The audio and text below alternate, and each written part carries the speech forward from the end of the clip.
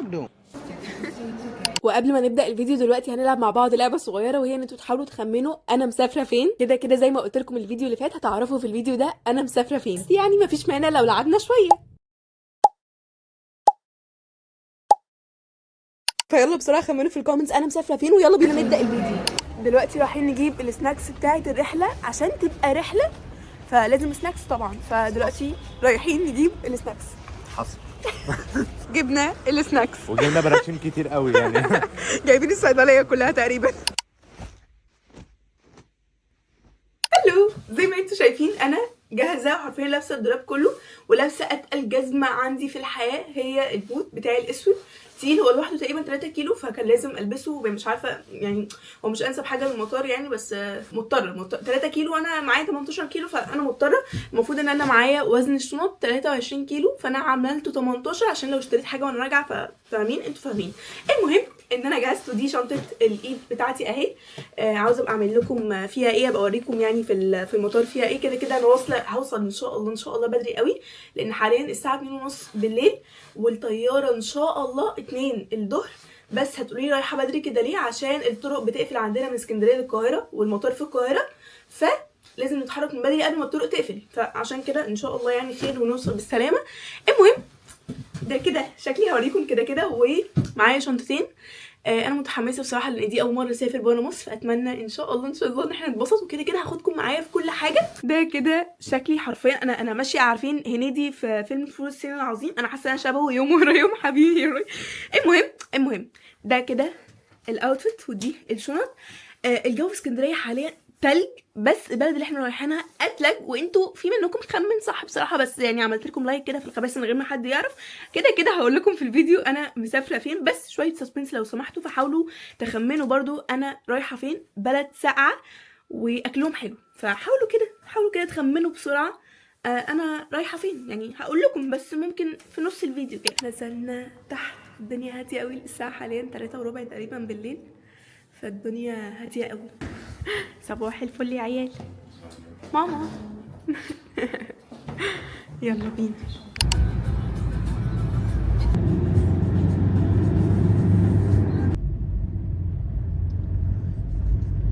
وصلنا المطار. احنا المفروض في الصاله 2، بس يعني بما ان دي اول مره نيجي المطار فاحنا حرفيا مش فاهمين قوي. ودي الشنط بتاعتنا، فهنشوف هنعمل ايه. طب يا جماعه بعيدا عن شعري، المهم حاليا الساعه 6:30 واحنا حاليا في المطار زي ما قلت لكم. بس الجو تلج بجد، تلج. وعامه الطريق واحنا مسافرين بجد كنت متكتكه. انا نمت الساعتين دول عشان كده مصورتلكمش كتير، فانا فتحت عينيا لقيتنا داخلين البوابه اصلا. المهم دلوقتي هنشيل الشنط وهنقعد بقى في اللاين ده كله لغايه لما نخش البوابه، وبعد كده بقى هنقعد لحد الساعه 2 ان شاء الله. طب يا جماعه حاليا احنا خلاص اتفتشنا، والشنط عدت من اللي هو اللي انا صورت لكم عليه ده. ودلوقتي احنا قاعدين لسه الساعه 7 الصبح، وهنقوم على الساعه 12 كده نبدا بقى اللي هو البروسس لغايه لما نخش الطياره ان شاء الله. المهم محتاجه افطر عشان بجد حاسه ان انا جعت يعني، فاهمين.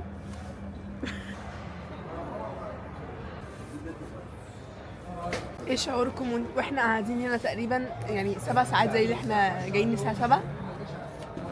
قاعدين 7 ساعات تقريبا، فهنقعد وهننام وهنصحى. هنتفرج على المسلسل كله نخلصه دلوقتي. ماما مش طايقانا زي ما انتوا شايفين، بس تمام يعني عادي. ماما فعلا طايقانا يا جايين بدري ماما، قوي صراحه يعني. طايقانا يا حبيبتي.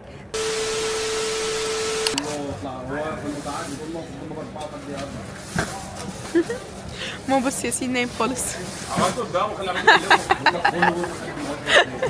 الدنيا بجد بره صداع ودوشه مش عاديه، ف بجد صدعت. المشكله لسه فاضل الساعه حاليا 8:30، لسه فاضل يعني حوالي مش عارف ساعه ونص وساعتين وساعتين، 5 ساعات ونص، فتمام.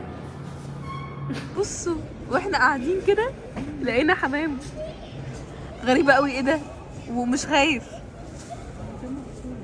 ايوه انا مستغربه، المكان مقفول مش عارفه اصلا دخلوا منين. بصوا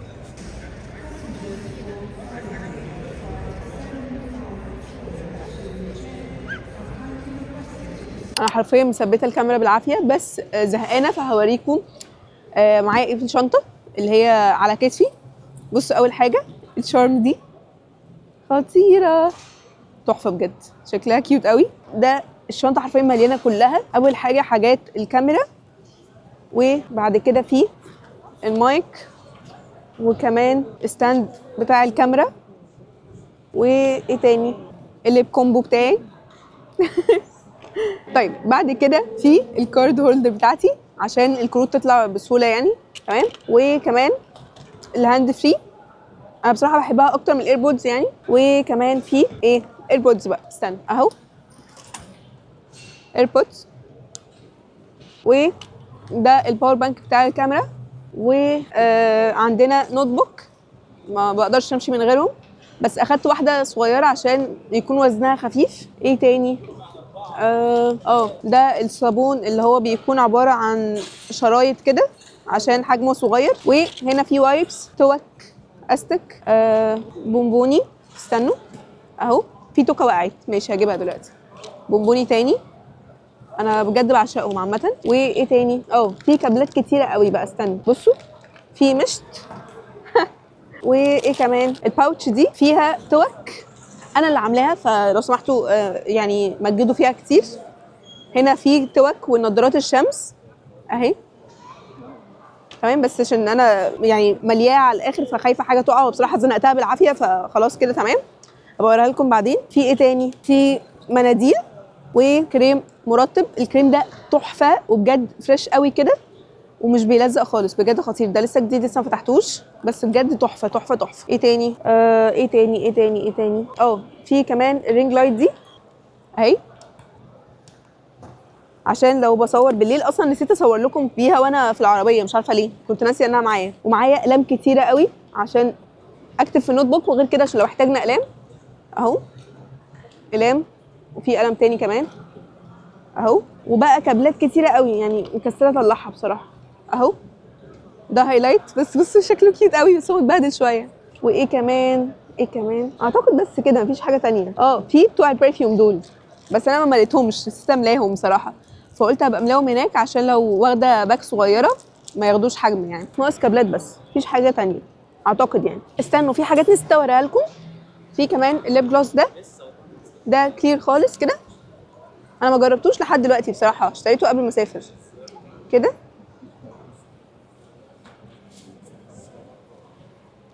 طعمه حلو. تمام، ده كده. والباور بانك. وايه تاني، ده المايك الصغير ده كيوت. والساعه بتاعتي، بس انا عشان مش عارفه البسها دلوقتي اهي. بس ده كده كل اللي في الشنطه خلاص. واخيرا حاليا الساعه 10:30 صح؟ فاضل لنا المفروض يعني اقل من ساعه ونقوم بقى نبدا بالاجراءات اللي انا مش عارفاها لسه. ساعة والكاونتر هيفتح، فاحنا المفروض بقى نقوم كمان نص ساعة؟ كده. عايز اصور تيك توك الاول، هتصوره بعد كده نقوم. المهم بعد كده نشوف بقى هنعمل ايه، عشان انا بصراحه مش عارفه هنعمل ايه، فاستنوا بقى. فكيت شعري بس مش راضيه افك الويفز بتاعته بصراحه، قلت ايه عشان تقعد شويه معايا، ففكيته دلوقتي عشان اتصور. واحنا قدامنا حوالي ربع ساعه كده ونقوم ان شاء الله. دلوقتي هنبدا ان احنا نتحرك. المفروض الكاونتر هيفتح الساعه 11:10 والساعه حاليا 11:05 دقايق، فهنروح نقف عشان ما شاء الله الباقي كله زحمه موت، فاتمنى ما نقفش كتير يعني، اتمنى. هاي.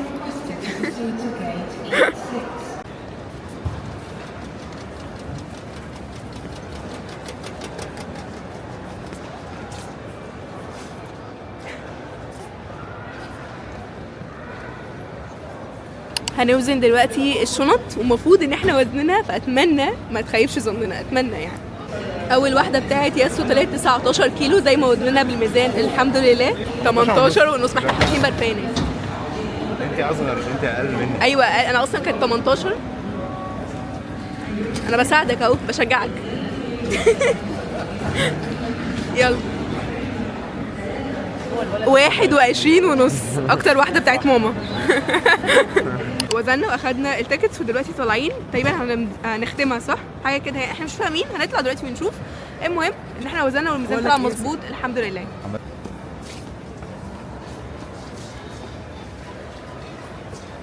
يلا بينا نوجه.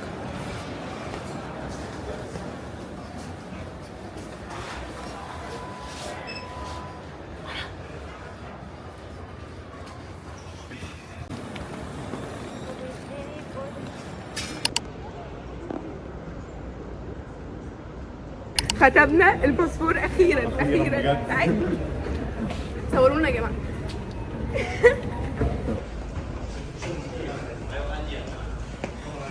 المفروض ان دي اخر مرحله وهي التفتيش، بس زي ما انتم شايفين الدنيا موت حرفيا. عدينا من التفتيش ودلوقتي بقى معانا ساعه نقدر ناكل فيها او نشتري اي حاجه احنا عاوزينها. عامه في كميه حاجات هنا مش عارفه يعني لازم اغض بصري عشان ايه كده مش هينفع، احنا لسه ما رحناش يعني فاهميني. فلا بجد المطار تحفه يعني، طلع انضف مما كنت اتوقع. حرفيا موجود كل حاجه، بس بجد الدنيا بقت زحمه قوي فتمام. هو يا جماعه بجد زي ما بيقولوا هو فعلا ممر السعاده يعني، ما اعرفش هو بجد مش كلامهم خلاص، بس تحسوا ان انتوا اخيرا خلاص خلصتوا كل حاجه فاهمين. فشعور تحفه عامه. واخيرا شفت امل بسيط من الامل، اخيرا شفنا الطياره يعني ان شاء الله خير. انا مش عارفه لو في بصراحه اي خطوات تانية، بس اتمنى انه يبقى خلاص عشان بجد خلاص مش قادره.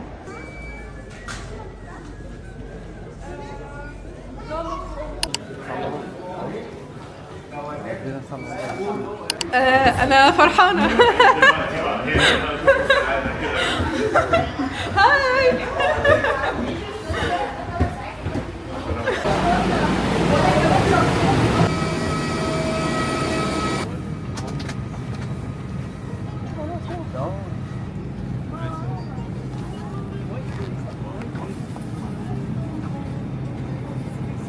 ركبنا الطياره.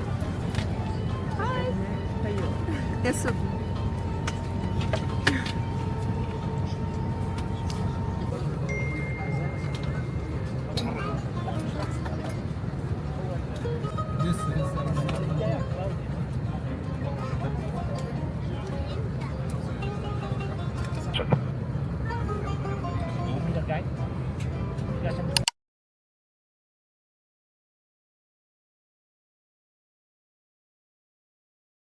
بدأنا نتحرك.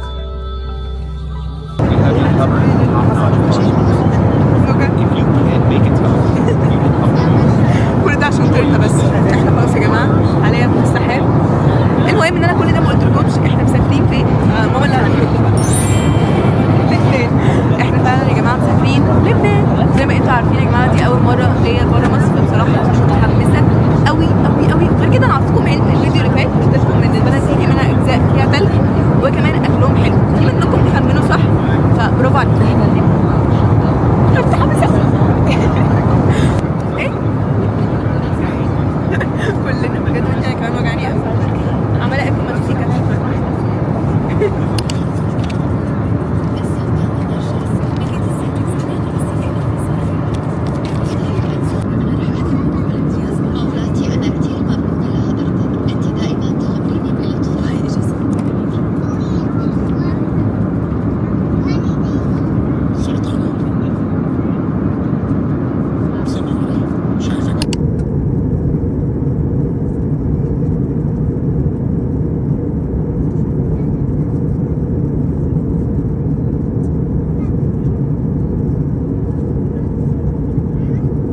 يتجنب عقدكم إلى جانب أحد مخارج الطوارئ.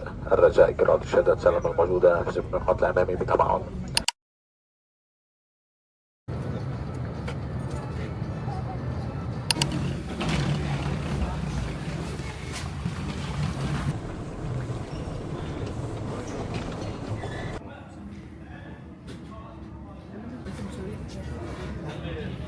اوكي هلا هلا هلا. طلعنا التأشيرة واخدنا الطوابع وحاليا احنا عند الجوازات، وبعد كده نبقى ناخد بقى الشنط، وبعد كده بقى هنشوف هنعمل ايه عشان انا بصراحة مش عارفة. المطار اصلا مش زحمه، المطار مش زحمه شبه مطار القاهره. الجو في المطار بجد نار. احنا حاليا بنفطس بمعنى الكلمة. يلا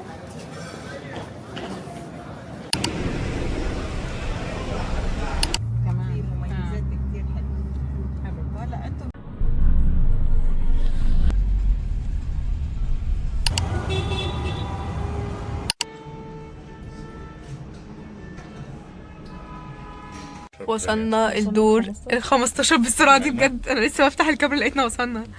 فاحنا الروم بتاعتنا في الدور ال15. عامه ده رعب بالنسبه لي بما اني عندي فوبيا شويه من المرتفعات. فين بقى الروم؟ 1508. مش عارفه. دي 1505. ايه ده 1504. ارجع تاني ارجع تاني. 1508 صح. 1506 لقيتها.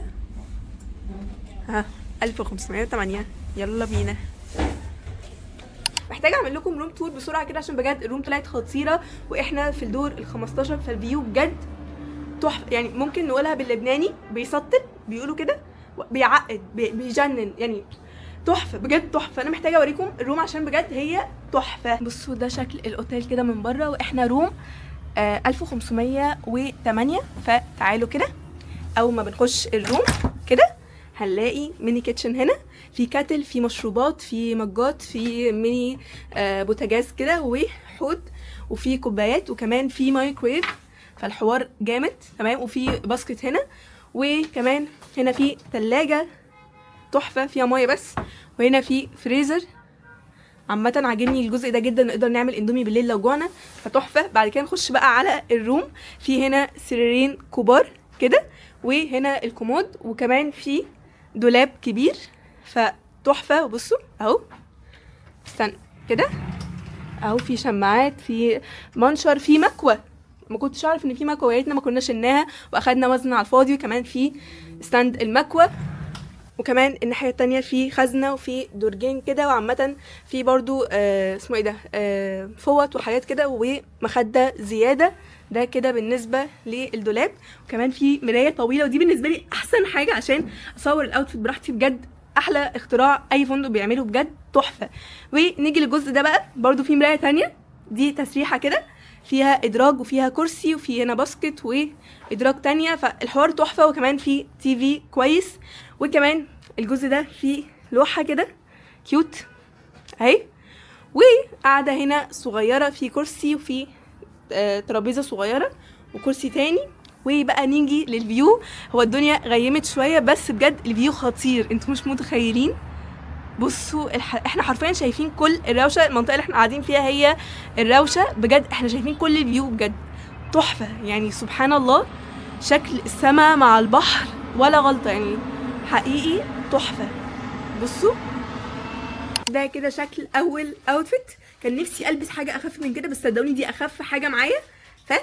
ده كده شكل الاوتفيت. وبعيد عن الاوضه هنظبطها لما نيجي، بس احنا محتاجين ننزل عشان احنا جعانين وانا اللي مأخراه.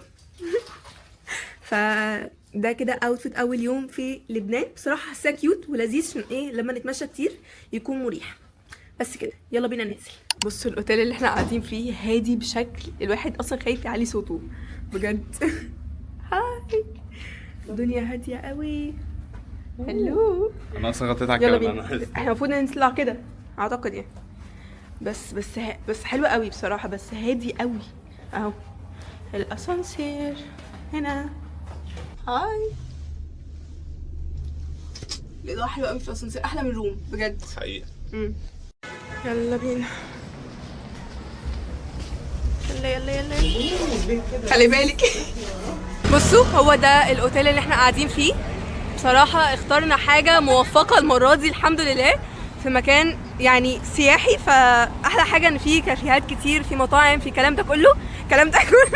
المهم ان هو يعني في مكان حيوي الحمد لله. فتوفقنا المره دي في الاختيار الحمد لله. كنت بقول لهم ان احنا توفقنا في الاختيار المره دي اخيرا الحمد لله بجد. مكان حيوي قوي، وزي ما قلت لكم في كافيهات. ايوه هنروح نجيب سيم كارد عشان نعرف نتواصل مع العالم الخارجي، ونعرف نكلم بابا فعشان نطمنوا علينا. ماما من ساعه ما جينا لبنان تلفك ابك. دلوقتي ياسين راح يسال نجيب منين خط اصلا، عشان احنا مش عارفين نجيبه منين. فيا رب نخلص من الحوار ده عشان بصراحه انا جعانه. السناكس اللبنانيه دي ماما مش محتاجه اقول لك، هنجيبها بالليل نجربها معاهم في فيديو، عشان انا متحمسه ان احنا نجربها سوا. حاجه خالص عارفاها ولا اي حاجه عارفاها، مفيش اي حاجه مصريه هنا. لا هو اكتر حاجه معروفه هنا اعتقد فانتازيا، زي الشيبسي عندنا صح. بصوا في حاجات احنا خلاص قررنا ان احنا هنجيبها. دوت اللي هو زي ياس عندنا العصير ده، وهنا زي اللي هو اسمه ايه يا ماما، راني، زي راني بس هو مش راني، فاحنا هنجيبه برضو نجربه. حاجه برضو شبهها كده. عندنا حاجه شبهها، مش هي متاكده، مش فريز لا، مش عارف، اللي هي فريز لا مش حاساها شبهها. وفي برضو العصير ده تروبيكانا برضو عايزين نجربه. في شويه حاجات كده هنجيبها بالليل نجربها، والاندومي عندهم الكوبايات مختلفه غير عندنا فهنجربها برضو. وهنا الشيبس دوت اسمه ماستر، عاوزين برضو نجربه. يا جماعه انا ما وريتكمش الاوتيل من فوق، بجد شكله تحفه. المهم احنا دلوقتي رايحين، اخدنا ترشيح من المرشد صح اسمه مرشد، ما علينا. اخدنا ترشيح منه على مكان هناك اللي هو ده اهو، ده فوق كده على روشه على طول، بيقول ان اكله حلو، فاحنا هنروح ونشوف دلوقتي. لبنان قلب الشرق والروشه قلب لبنان، يلا بينا على الروشه، يلا بينا. اتمنى يطلع اكله حلو عشان دي هتكون اول تجربه اكل في لبنان. يلا على الكافيه اللي احنا قاعدين فيه، طلع بجد خطير وعلى صخره الروشه بالظبط. استنوا اوريكم الفيو، بس هو بجد كوزي قوي ومريح قوي كده، يعني بجد الفايبس بتاعته حلوه قوي.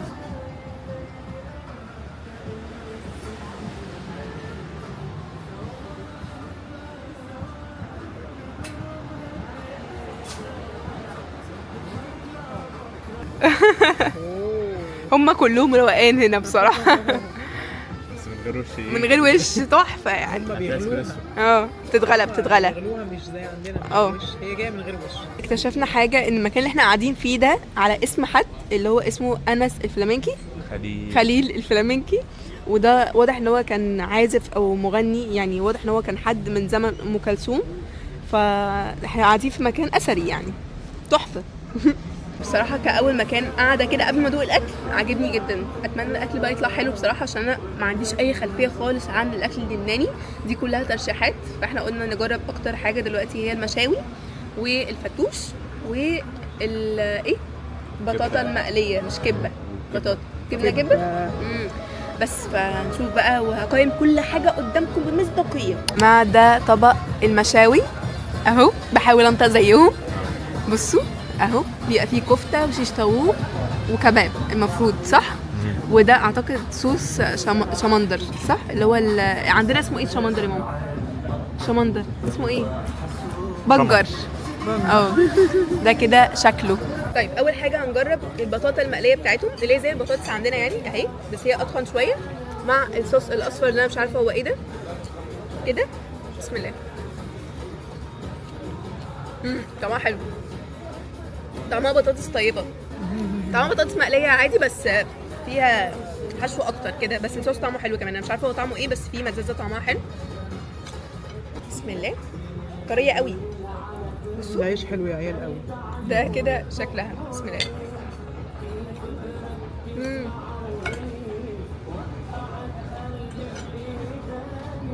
طعمها عضلاني اكتر، بس طعمها حلو قوي بصراحه، عجبتني. انا في العادي مش بحب الكفته قوي، بس دي طعمها حلو. بصوا بقى دلوقتي هنجرب الشيش، انا حاساه جوسي قوي. بص ده كده شكله. بسم الله.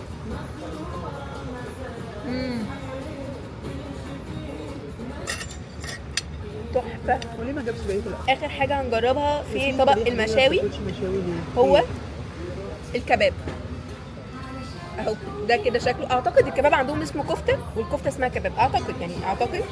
المهم يلا بينا ندوق. حلو قوي، حلو.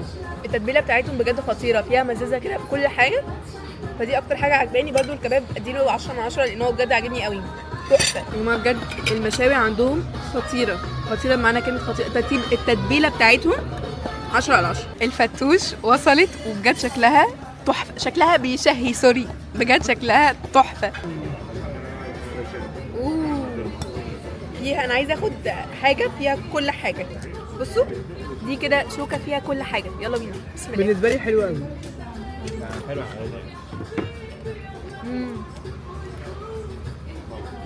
لو انتوا بتحبوا الحاجات المزه هتعجبكم، انا بحبها عامه، حاساها عجباني يعني، ما توقعتش انها تعجبني بس عجباني. بصوا بقى اخر حاجه هجربها هي الكبه المقليه صح، كبه مقليه اللي هي زي الكبيبه عندنا في مصر، فيلا بينا ندوقها، هي سخنه. بسم الله.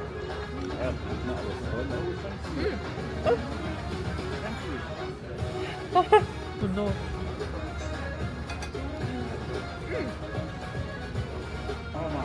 زي الكبيبه بالظبط، يعني هي فيها لحمه مفرومه من جوه فهي شبه الكبيبه عندنا بالظبط يعني، حلوه 7 من 10 لذيذه. اكلنا وشبعنا، حاليا عاوزين ننام، بس احنا بنقول يعني حرام نضيع اول يوم، ما ينفعش يعني. هما 5 ايام، هما 6 ايام بالظبط، بس يعني 5 ليالي فاهمني، فمش عايزين نضيع اول يوم، فبنقول نتمشى شويه بعد كده نجيب سناكس ونرجع على الفندق، بس نكون اتمشينا شويه يعني. دي صخره الروشه اهي، فعاوزه ابقى اتصور الصبح عشان دلوقتي مش باين قوي، فهبقى اتصور بكره.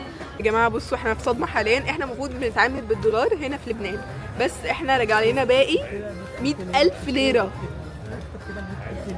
لبنان بيتعاملوا بالليره، ده اللي انا عارفاه، بس احنا كنا بنتعامل يعني بالدولار، بس الورقه عندهم مش بجنيه ولا ب2 جنيه ولا ب50 ولا ب200، لا دي 100,000. فلا الوضع ما حاليا انت معاكي مليون تقريبا. مليون في كام ورقه بجد، احيي ده.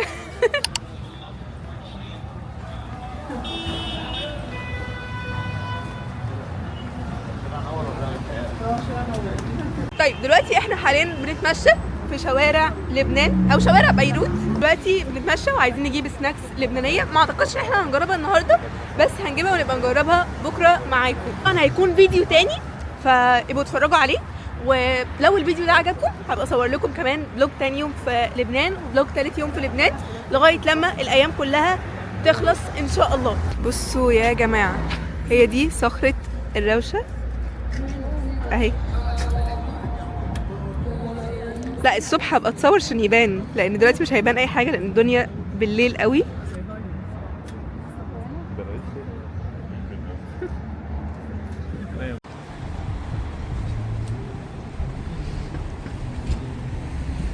بصوا احنا حاليا عمالين نتمشى وعايزين نلاقي سوبر ماركت كبير عشان نجيب منه سناكس تكون يعني كتيره، عشان السوبر ماركت اللي جنب الفندق مش كبير قوي، فخايفين ما يكونش فيه كل السناكس فاهمني، فعشان كده بنحاول نشوف سوبر ماركت كبير، فقاعدين بنتمشى لحد ما نلاقي سوبر ماركت كبير. حاسه قلت سوبر ماركت كبير 5000 الف مره بجد. حاليا احنا رايحين السوبر ماركت عشان نجيب سناكس ونجيب عصاير وكده، عشان لو قمنا بالليل افرضوا جوعنا فساعتها مفيش اي حاجه، عشان ما نضطرش ان احنا نجوع يعني. انتوا فاهمين حاجه؟ انا مش فاهمه اي حاجه، وحاسه انا فصلت وبخرف وبجد مش قادره. جماعه طالعه كمان في 50,000 ليره، يعني كمان في اقل من 100,000. لا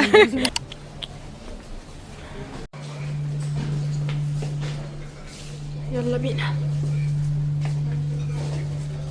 هاي زي ما انتوا شايفين رجعنا الاوتيل، واول يوم كده يكون خلص، وبجد مش قادره اوصف لكم احنا تعبانين قد ايه، بجد احنا مش قادرين نفتح عينينا.